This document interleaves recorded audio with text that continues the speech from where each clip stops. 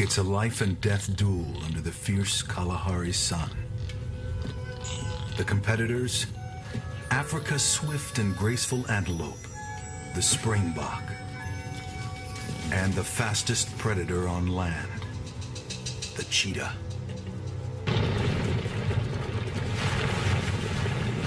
Here, cheetah and springbok have evolved together, pushing each other to ever greater speeds. It's an eternal contest that leaves only the quick and the dead. To compete at this level takes careful nurturing and supportive family. There are the rigors of competition, cunning deceptions, and dangerous trials.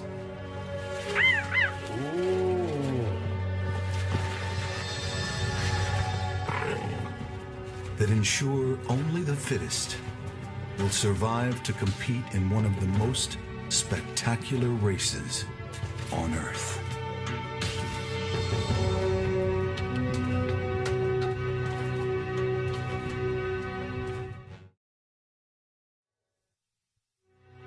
The Kalahari of southern Africa is part of the greatest expanse of sand on the surface of the planet. Here in the Kagalagadi Transfrontier Park, arid dunelands stretch for hundreds of miles. It is an unforgiving place that tests its hardy inhabitants every day. A steenbok, just half the size of a springbok, makes its way through the dunes, closely watched. The cheetah seems to be weighing her odds. She has 3 large and hungry cubs. Cheetahs are said to run faster than any mammal on Earth. But the steenbok, too, is swift and agile. The outcome is never sure. The steenbok's large, sensitive ears are well tuned to predators. Yet the cheetah will attempt to stalk to within a few yards of her quarry and take him by surprise with her final sprint. This little buck knows every twist and turn in these bushes. He has hair trigger responses and runs like the wind. To get a clear path to her prey, the cheetah detours around the scrub.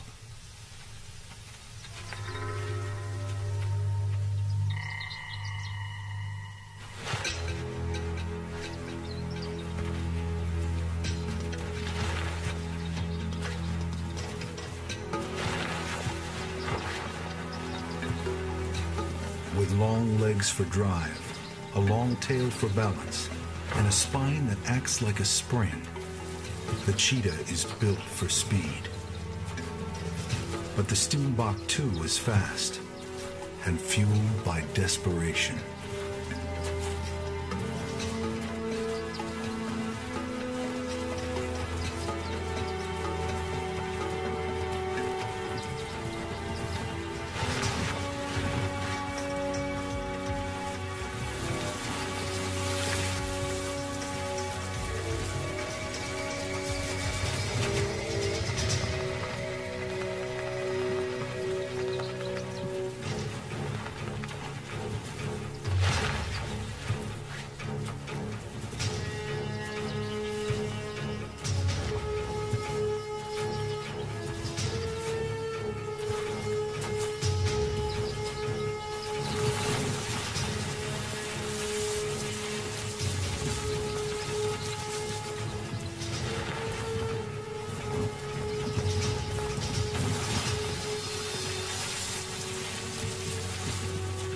Kalahari cheetahs have far more misses than kills.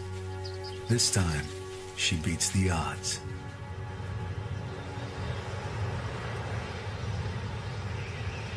The Kalahari is harsh and nearly waterless. The animals that live here must endure extremes of heat and cold, and dust storms that can block out the sun. This thirstland often pushes the cheetahs to the limits of what they can tolerate. Like their prey, the springbok, they rarely need to drink. But springbok have the edge. They're far better adapted to the fierce Kalahari heat.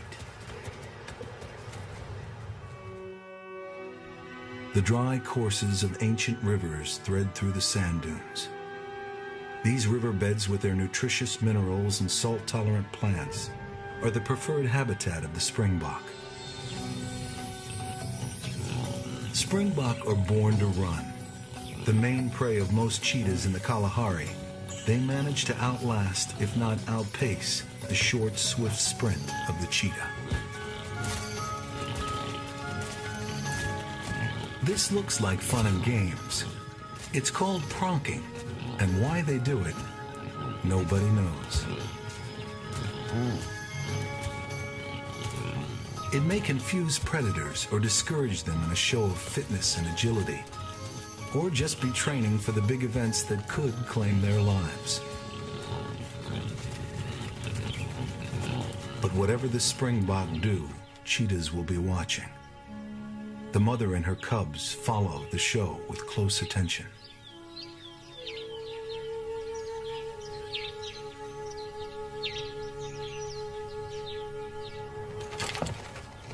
Young springbok rams lock horns and spar among themselves in preparation for the day when they will challenge older males for their territory. Sometimes these sessions seem as fierce as the real thing.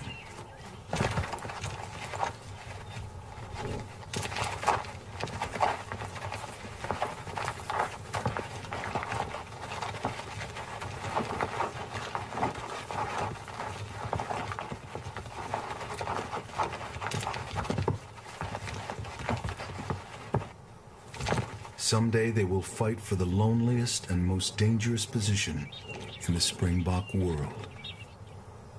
This is the winner's prize. A harsh, solitary vigil, staking out hard-won territory in the dry riverbed. He waits, day after day, enduring heat, hunger, and predators, for a breeding herd to enter his realm. Meanwhile, the cheetah mother and her cubs devour a hard-won kill. But a hyena, with its unerring sense for an easy meal, homes in on the cheetah family.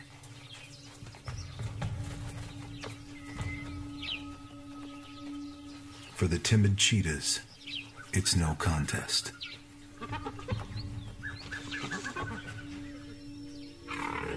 One cub shows some attitude, but cheetahs are no match for the powerful jaws of a hyena.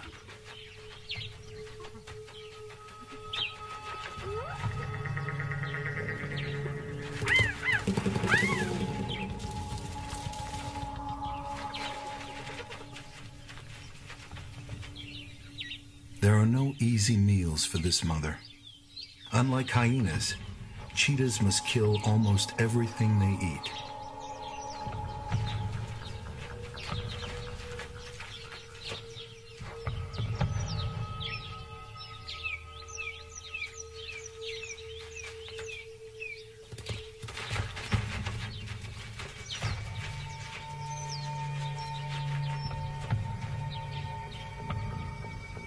Her prey is hard to catch and nearly as hard to keep.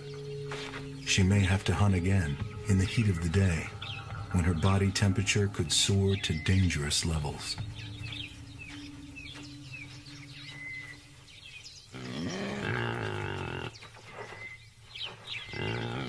The big moment has arrived for the territorial springbok ram. A breeding herd has come by. He wastes no time as he checks each ewe for signs that she's receptive. Most of them ignore his attentions.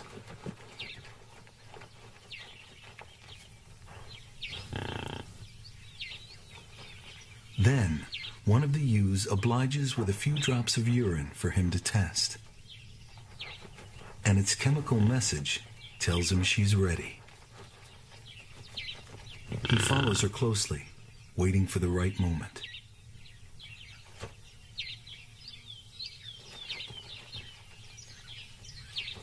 And with a single well-aimed thrust, the act of procreation is over.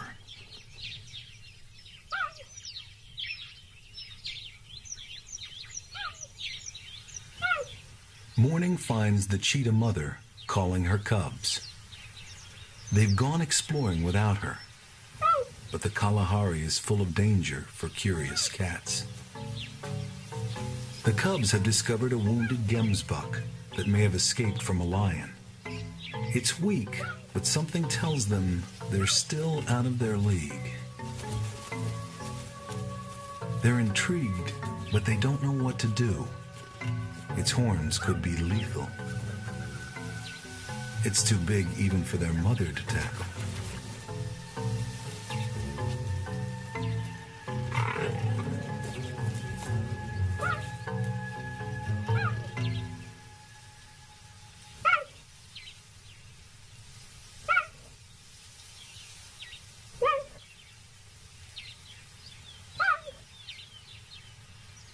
Eventually, their curiosity satisfied, they heed their mother and leave the gemsbuck to its fate.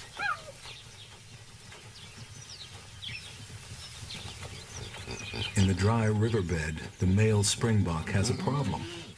The breeding herd is grazing its way out of his territory. He wants them to hang around. The longer they stay, the more ewes he can impregnate. So he tries to herd them back. But he's powerless to hold them against their will.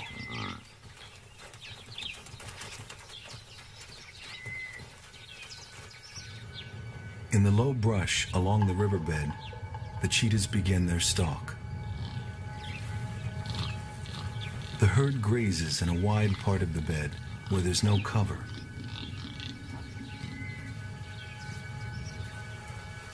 The mother leads. In this situation, her cubs are worse than useless and often give the stalk away. Soon she'll leave them behind to watch how she does it.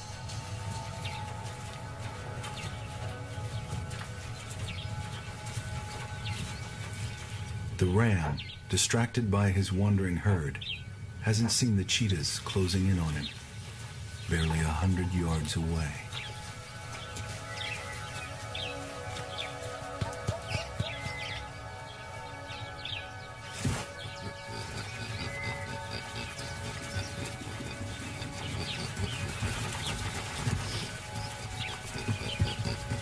As the ram tends his errant ewes, the cheetah mother inches closer.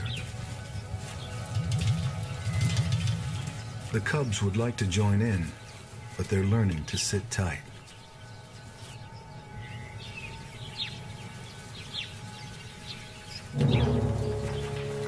The mother makes her move.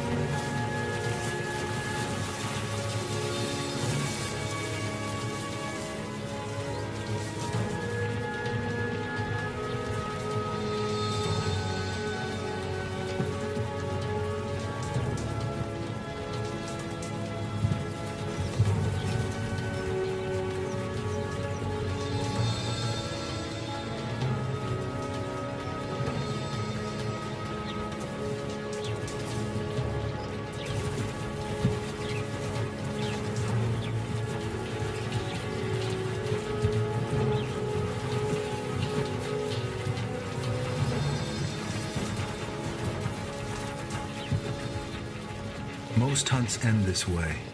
The springbok will escape from her in more than half her chases. When the cubs catch up with their exhausted mother, there's no meal waiting for them. If they're disappointed, it doesn't show. Evening brings relief from the day's heat, and the ground squirrels forage until it's time to go into their burrows for the night. The cheetahs, too, will settle down to sleep somewhere in the dunes, while the squirrels continue their endless antics and squabblings over choice pickings below.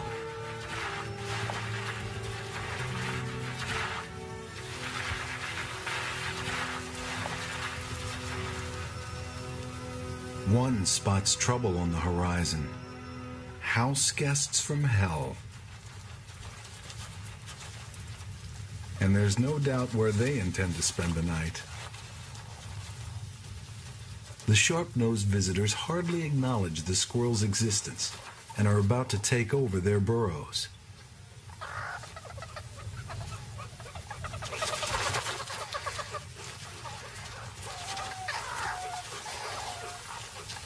The meerkats also do some end-of-the-day foraging, scratching through the sand for insects, scorpions, and other little goodies.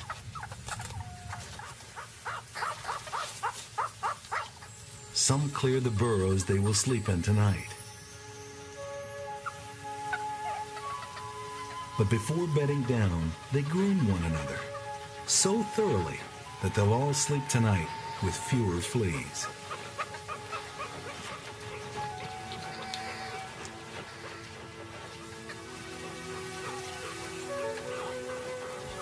The reluctant hosts look glum.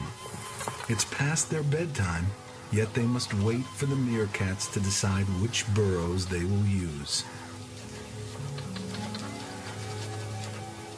And here's one squirrel who won't be sleeping in his favorite burrow tonight.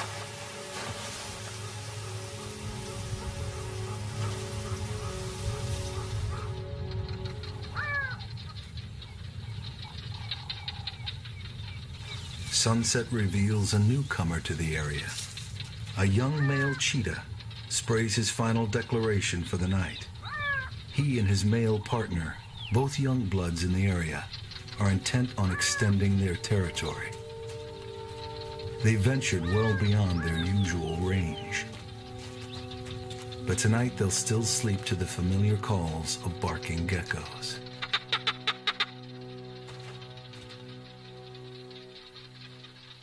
The geckos call to declare their territories and to attract the silent females.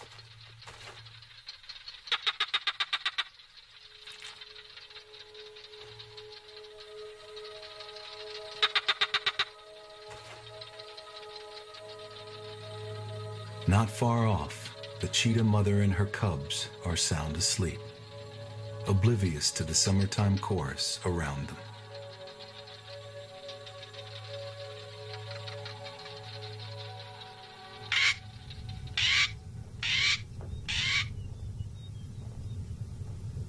A male black coron breaks the early morning calm as he displays above his territory in the dunes.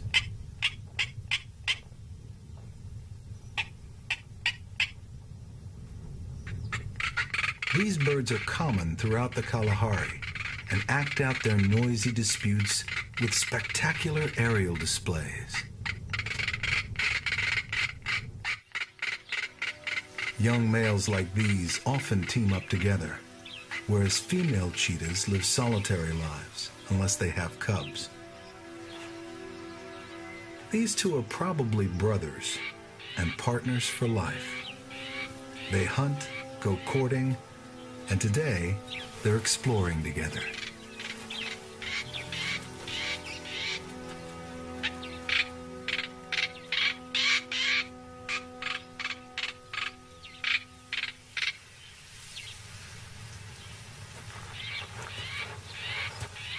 At certain trees, they stop to sniff and spray.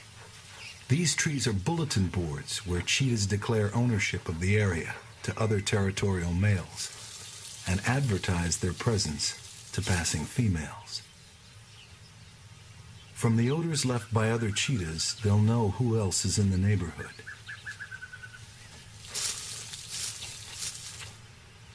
and they will surely know that they are trespassing.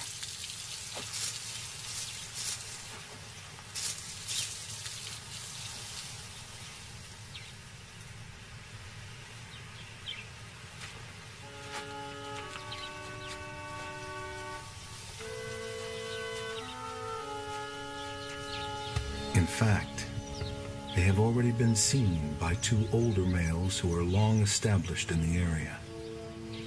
The older pair respond immediately. Like the springbok, cheetahs claim mating rights within their territories. They'll defend these furiously. The intruders continue to explore and trespass, unaware of what they're walking into.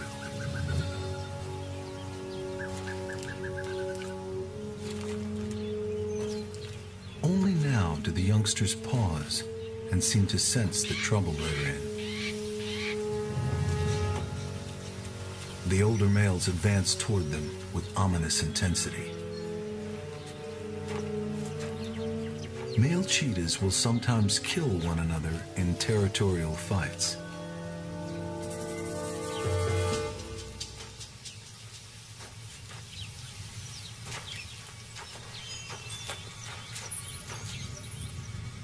The younger males seem uncertain, but refuse to give ground.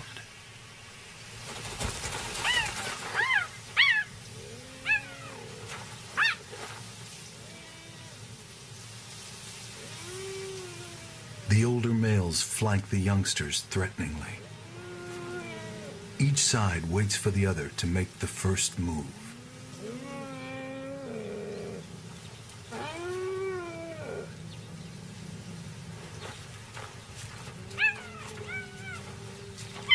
And then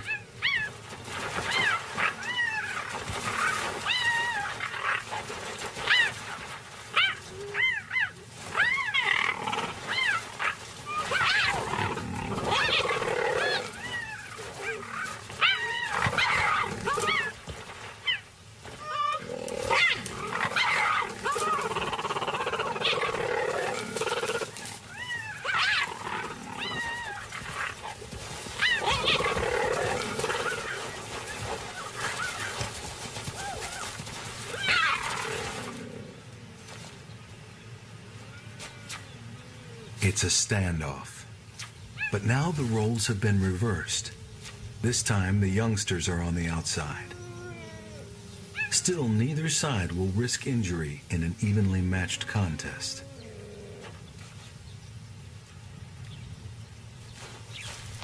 But then, surprisingly, the older males begin to slink away in strangely exaggerated slow motion.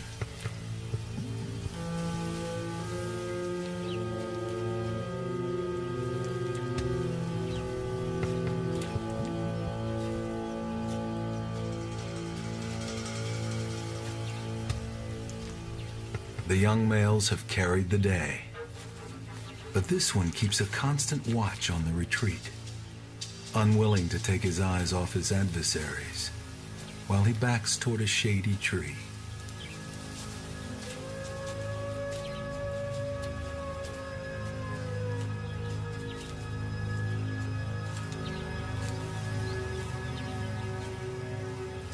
It's all over. The older males head off, leaving the intruders to savor their extended territory.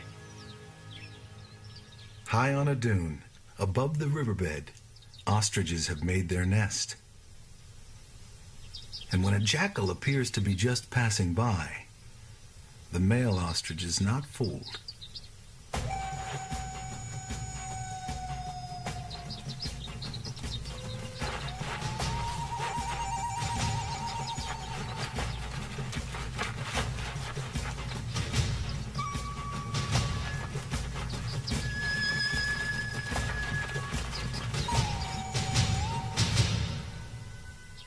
The jackal has a den nearby, with her own young to care for. 3 pups are waiting to be fed.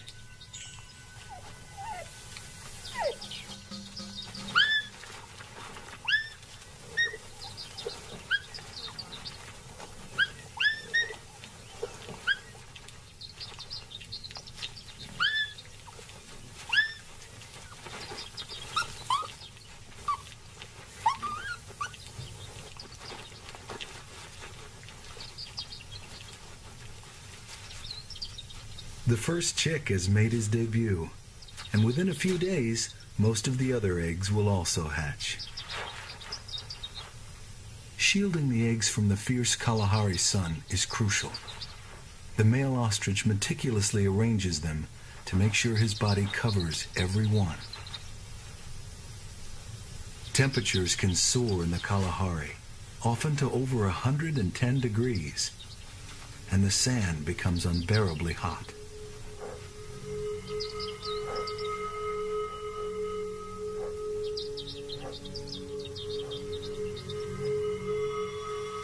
Springbok find shade where they can. Sometimes there's barely enough. Others carry their shade with them. Sheltered under their own bushy tails, ground squirrels forage in the hot sun. They'll also dig to cooler sand, which they throw over their backs in a shower. They then press their bodies into the pits they've dug for a few degrees of relief. The cheetah males have taken refuge in the shade, while nearby gemsbuck keep an eye on them. Prostrate with the Kalahari heat, the cats must pant heavily to keep cool. Springbok don't have to drink. They can usually get enough moisture from what they eat. The herd is browsing the flowers that have blossomed in the wake of an all-too-brief shower.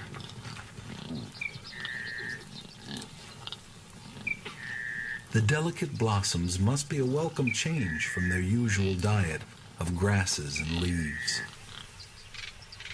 Another source of moisture on the dry dunes is the sama melon. These ensure the survival of many animals here. Gemsbuck in particular get much of their water from the juicy contents of these melons.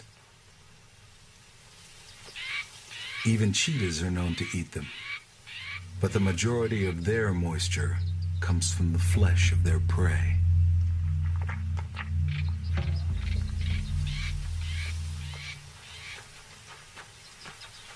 They see what they're after, and the hunt is on.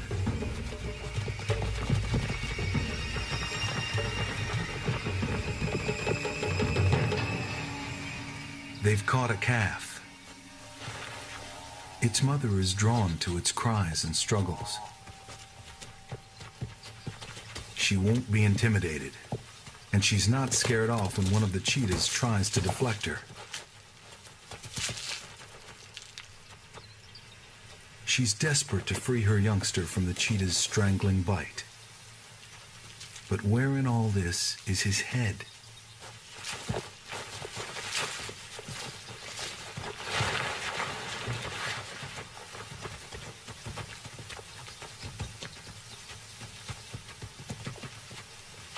The calf seems none the worse for its adventure, and its mother turns her attention again to the cheetahs. The calf had a lucky escape, but the cheetahs had been fortunate as well. Gemsbuck horns are deadly weapons. The cow could so easily have killed him.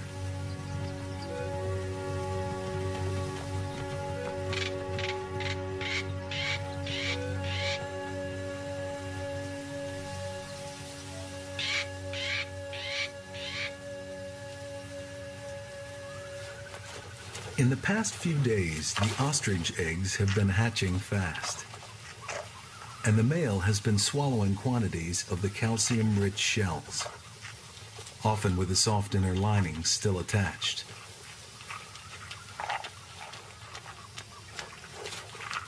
Within a day of hatching, the chicks are steady enough on their stout legs to move about. Many of them are now ready to follow their parents into the dunes. But there are still a few eggs to hatch. Only one will succeed. The parents will wait only long enough for this chick to become a little steadier on his legs before leading their brood away into the dunes, followed perhaps by an ever-hopeful jackal. It's a slow start. Some of the chicks are barely mobile, and a strong wind doesn't help. Soon, nothing will remain of the nest site. Hyenas will claim the unhatched eggs, and even now, a dung beetle rolls away a ball of ostrich dung in which to lay its egg. The springbok are lambing. Ewes are able to time their reproduction to take advantage of favorable conditions.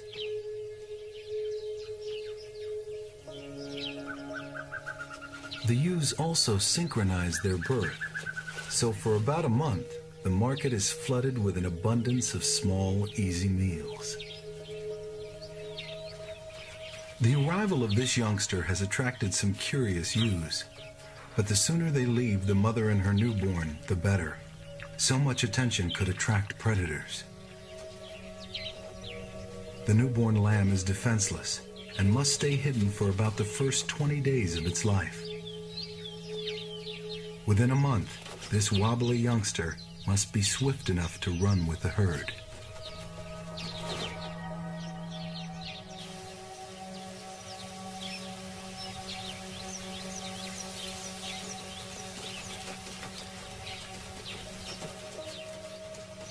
Once the lambs join the herd in the open, they're instant targets.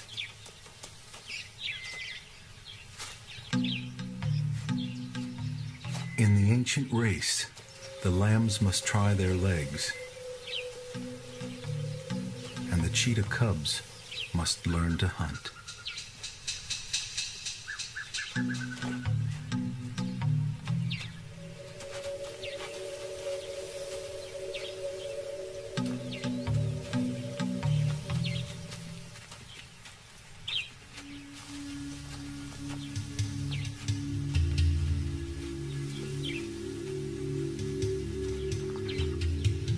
The ewe is watchful, but the mother cheetah leads her cubs in close without being discovered.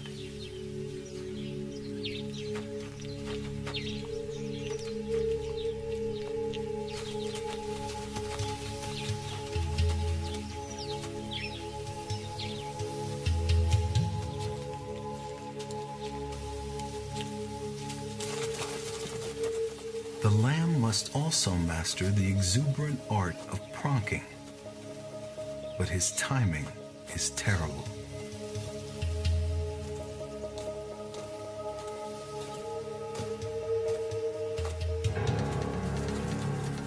The mother holds back as her eager cubs give chase.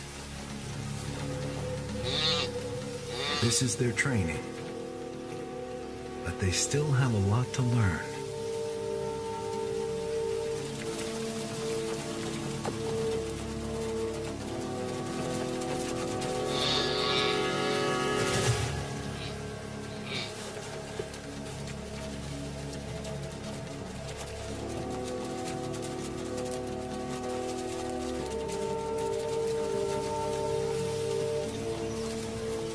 Right now, all the cub can do is trip up this small prey.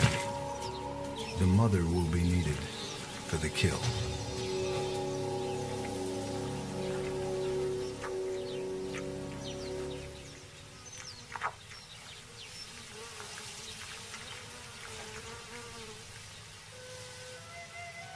For several days after her lamb has been taken, the ewe returns to search for it. Maybe it's over there. Or is it there? She doesn't seem to comprehend that her lamb has gone for good. It's only lost.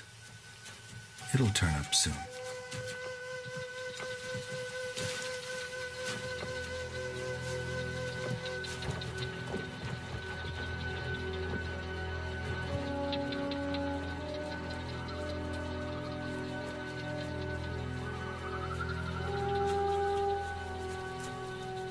Rain in the Kalahari is always patchy and unpredictable. It's been nearly a year since more than a few drops fell in these parts.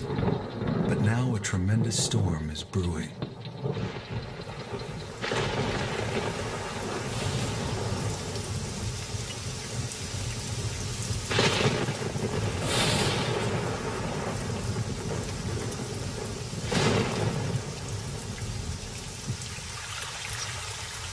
By dawn, water is pouring off the land into the old riverbed. For the first time in years, a river is flowing where just yesterday there was only bone-dry sand.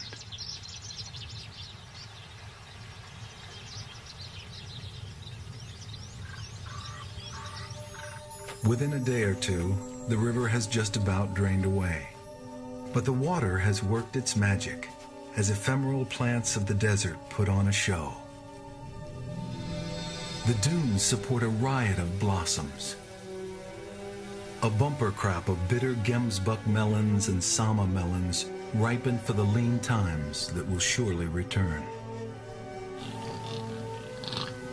The rains have ensured that in this part of the Kalahari, there is grazing for the springbok, and springbok for the cheetah.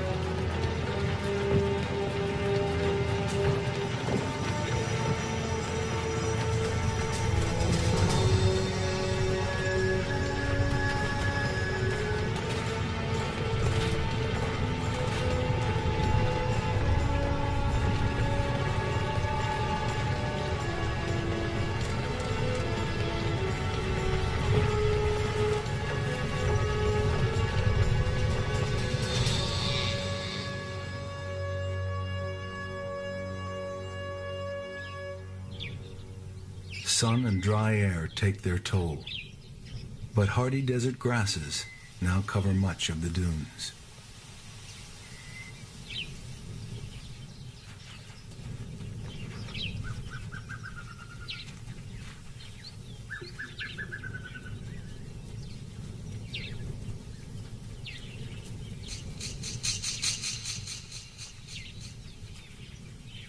The small ostrich chicks are easy targets in the riverbed.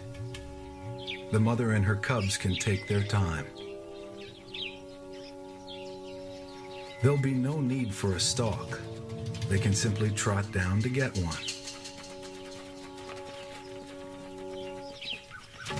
The male ostrich immediately goes into action by enticing a cub to chase him.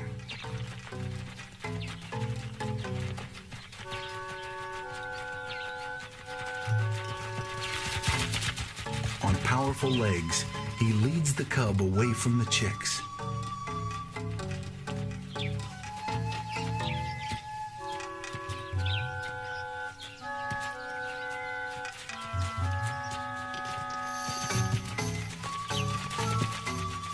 Whenever the cub tries to return to his family, the ostrich tempts him into another irresistible chase.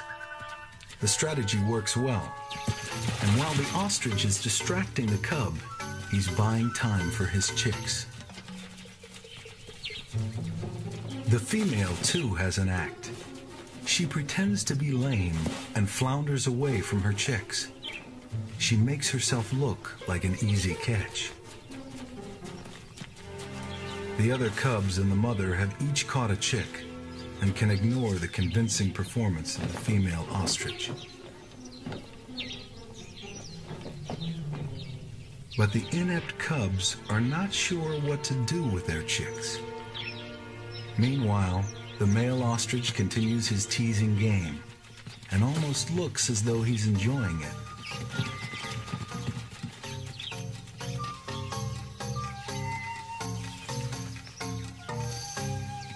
The cub has missed out on a meal.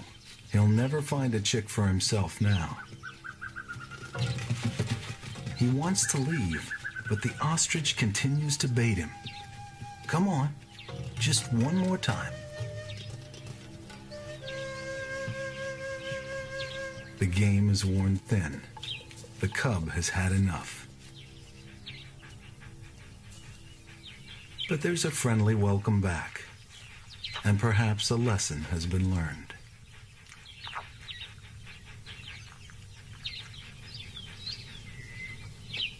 Six months have passed, and the dawning of a Kalahari winter's day can be intensely cold. Temperatures well below freezing are not uncommon. The first meerkat to emerge from its burrow faces the sun to warm up, while nearby, young springbok rams engage in an awkward bout of sparring.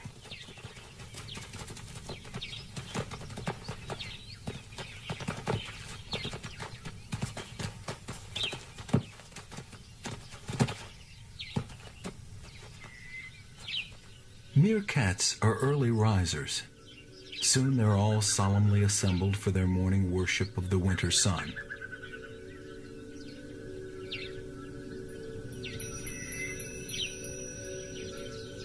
But some young ones can't rise to the occasion. They're asleep on their feet.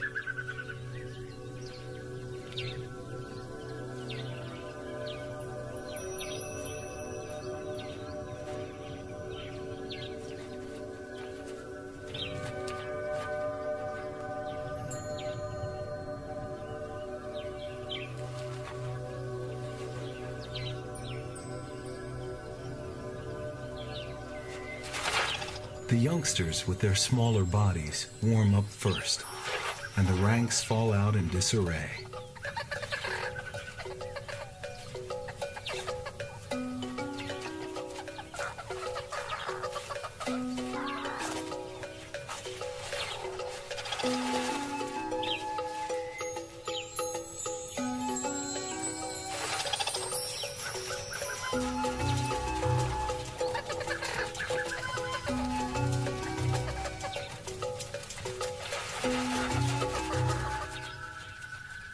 From a distance, a solitary meerkat watches all the fun.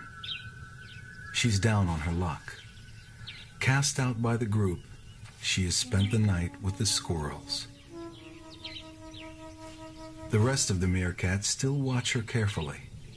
She may have once been a rival to the dominant female, or even the pack's previous leader. Now she's reduced to consorting with squirrels.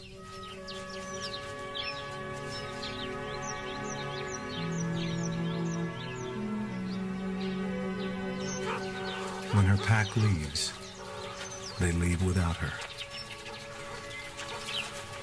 She watches them go. She'll follow them at a distance as they forage through the day. But first, the outcast checks the burrows where the pack spent the night. There's no future for a single meerkat.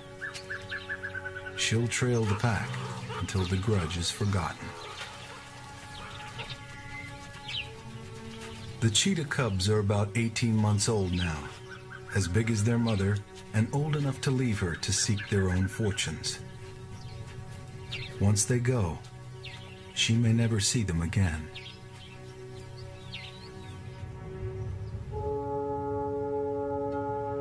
But she may not be alone for long. Not far off, the two young males rest in the dunes, keeping a close watch on wildebeest in the riverbed below. They've spotted the calves in the herd. They won't run at prey down a steep dune. Instead, they'll take a roundabout route to get on the same level as the wildebeest.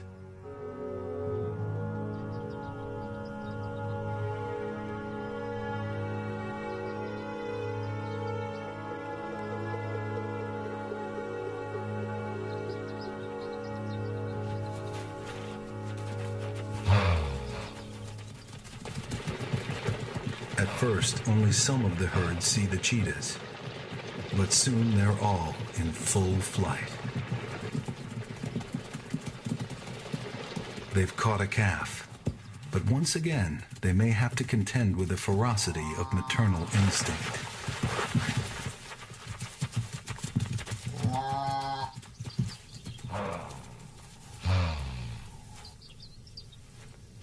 The cheetahs weather one charge, but the calf still struggles, and the mother won't give up.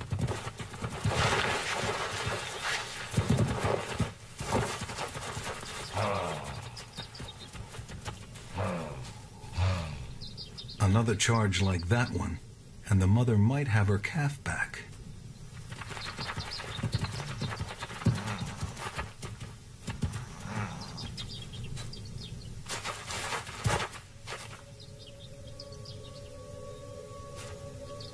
But she has given up, and the calf is doomed.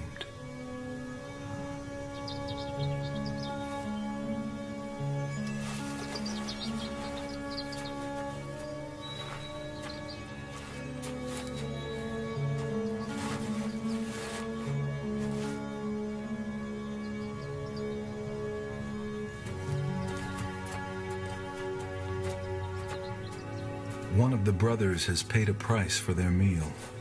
He's bleeding from a horn wound in his thigh.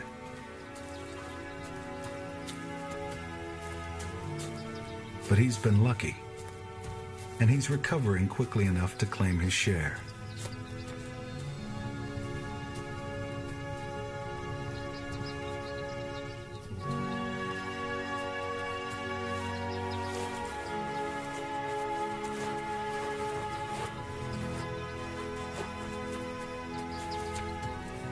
Cheetahs can take a heavy toll on wildebeest calves.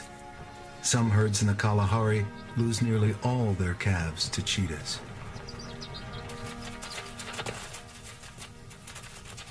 Although these young springbok won't reach breeding age until the age of 2, they spar endlessly, practicing for the battles ahead.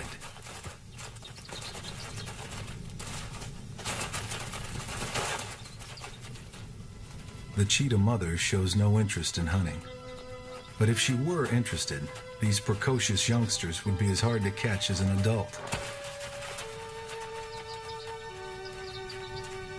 The female has other things in mind. Her cubs have gone, and she's once again a single female, alone and available.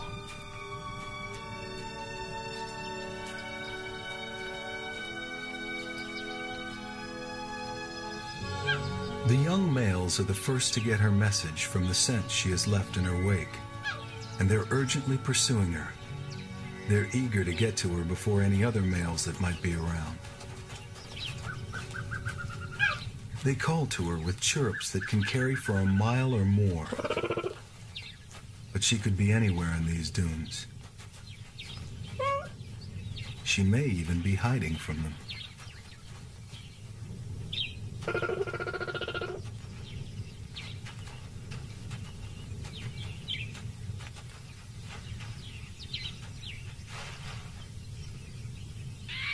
At times like this, they're not interested in hunting. There's just one thing on their minds. One male doggedly continues to search. The other, in a move he may come to regret, settles in to rest for a while.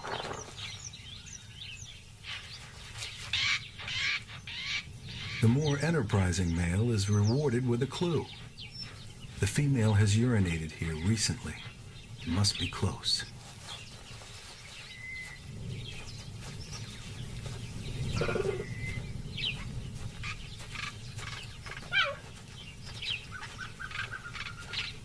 Suddenly she's there, crouched and ready, as though expecting him.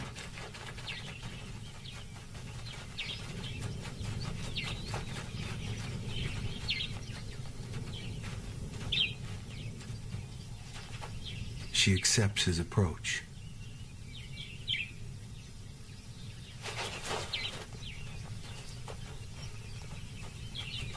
He grasps her neck in typical cat mating fashion. It seems to make her passive as a kitten carried by its mother.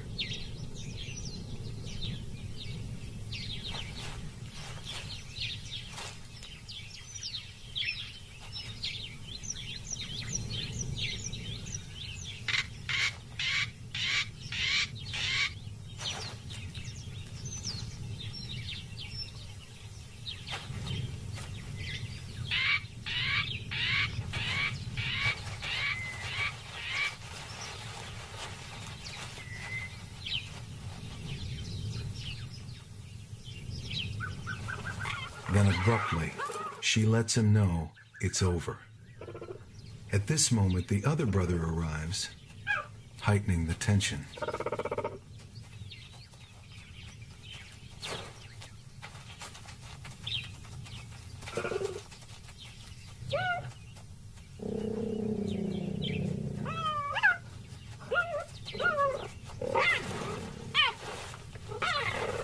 The brothers usually share their females, and he tries now to stake his claim.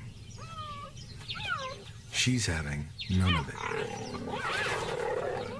They've been noisy, and they constantly look about for any danger. When the female tries to move away, the brothers follow. They'll stay close to her through the night until she's ready to mate again. Then she and the males will go their separate ways.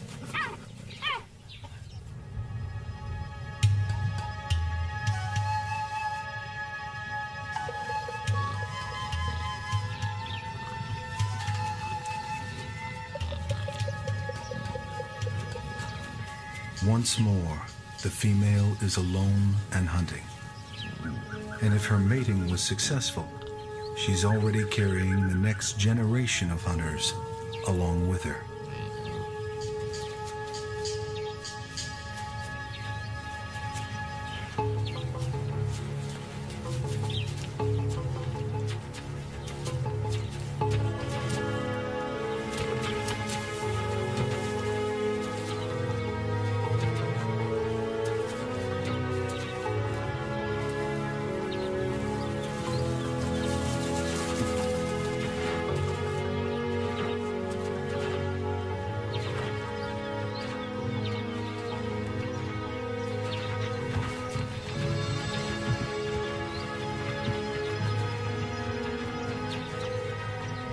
Cheetah and springbok are both runners in the bigger race of evolution.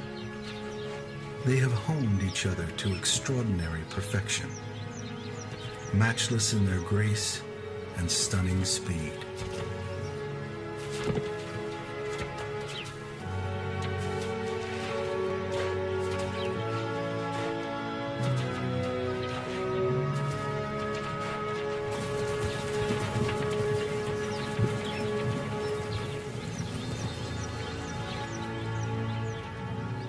For thousands of years, the cheetah has sought the springbok in the dusty riverbeds of the Kalahari.